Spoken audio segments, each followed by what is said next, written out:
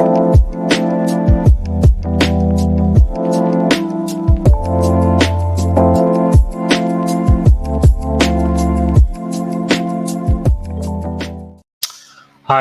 welcome to today's live broadcast from Outlier.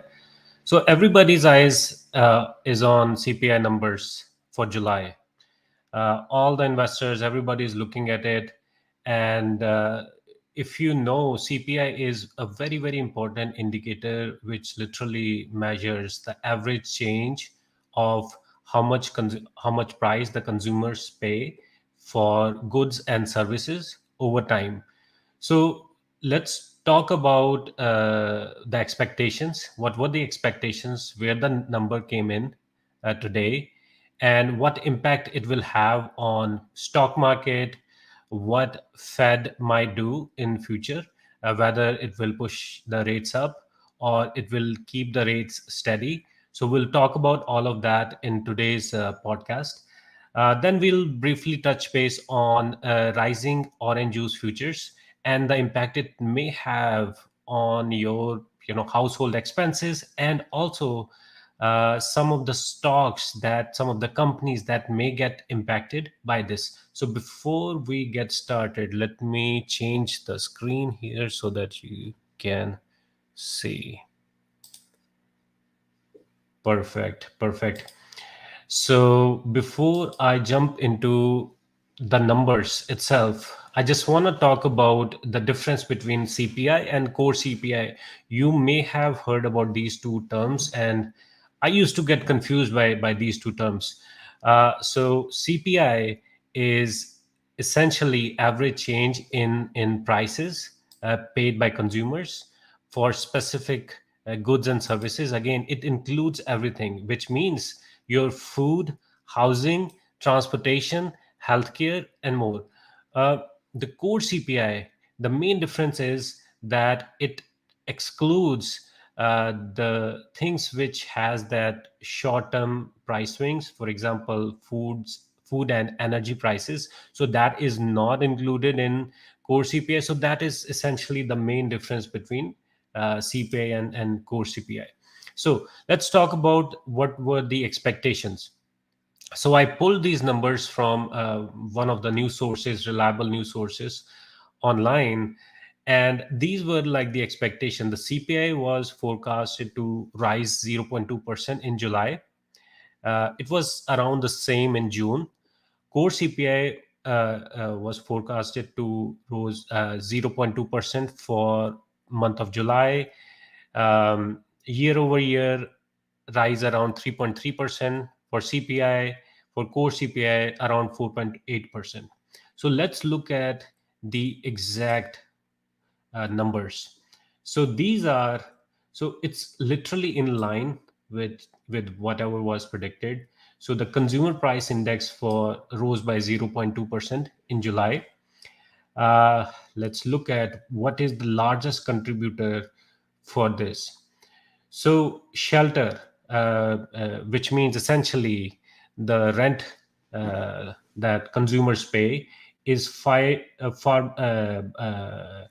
the largest contributor among all these increases. So basically, it consists over 90% of the increase.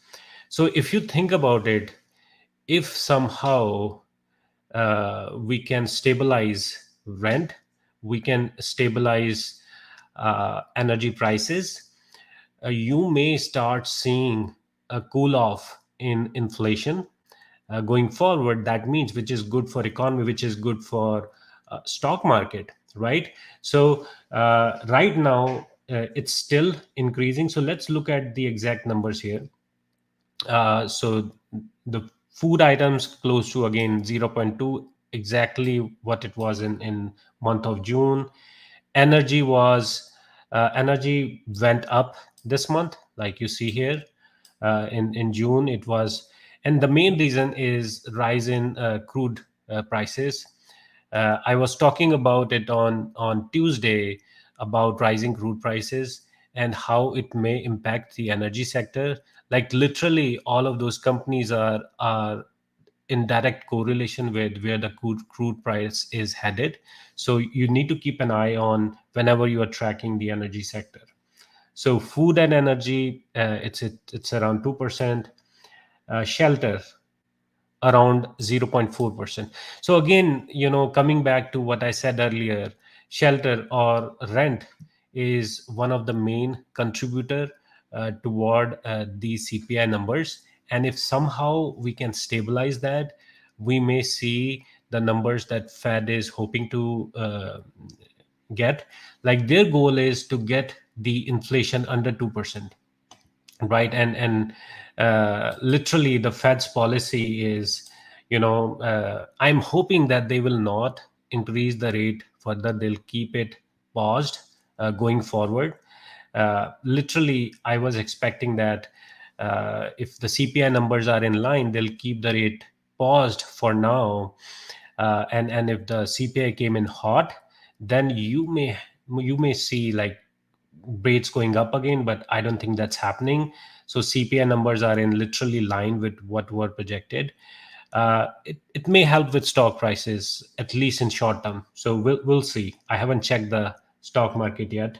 So let's go to our next topic: orange juice. Who doesn't drink it? I mean, I drink it. I have probably, I buy it every week, and I know that recently I have seen the prices going up for orange juices. Why? Because of bad weather. And recently there was in Florida, there was this nasty storm and the hurricane Ian and Nicole that uh, fell around 2022, and then there was this late freeze around the same year, which literally devastated the crops there. What they are predicting is around a 51% decline from prior year in production. So if the production is down, right, it's not just United States. We also import orange from other countries like Brazil and Mexico. They have their own problems as well. They have their own issue with bad weather and less crops and etc. It is going to impact the prices. And why it is important? Yeah, I mean, yes, the juice prices will go up, but there are some companies which can actually benefit from it. For example, Coca-Cola, right? So their brand, if I'm not mistaken, is Minute Maid. And then you have Pepsi. They also are one of the main producer and distributors of orange juice. Then you have Dole, a company which deals in packaged fruit juices, etc.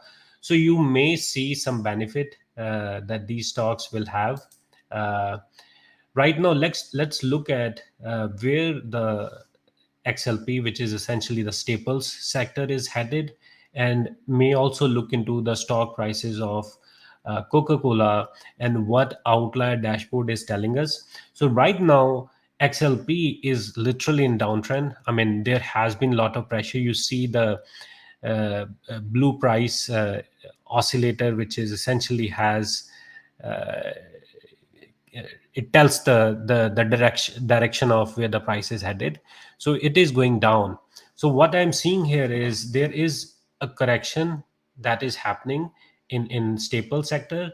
Not only staple sector, if you look here in the Outlier dashboard, pretty much all the sector is impacted with recent uh, downtrend. You talk about S&P 500, you talk about Dow, then discretionary financial. There was a recent downgrade that happened, like for around top 10 banks, not top 10 banks, but 10 banks were impacted by it. The financial sector is in correction right now. Same with staples, industrial, real estate. Everything is right now in this downward spiral. So personally, I would just wait for some time. This is just me. And even if I look at Coca-Cola, right? So it has this downward pressure right now. And if I look at investor fear and greed right now, it's still in that greed zone. I mean, I like to get in when I'm going long to identify when the investor fear is high, which is represented as these red zones, because I prefer to buy when everybody is fearful, and I try to take profits when everybody is greedy. So it is very easy for me to find out exactly where the market is at, where investor fear and greed is at for each stock and ETF. So that's how I can make my decisions very easily. So again, thank you all for joining. It was great talking to you today, and I'll see you next week on Tuesday. Thank you.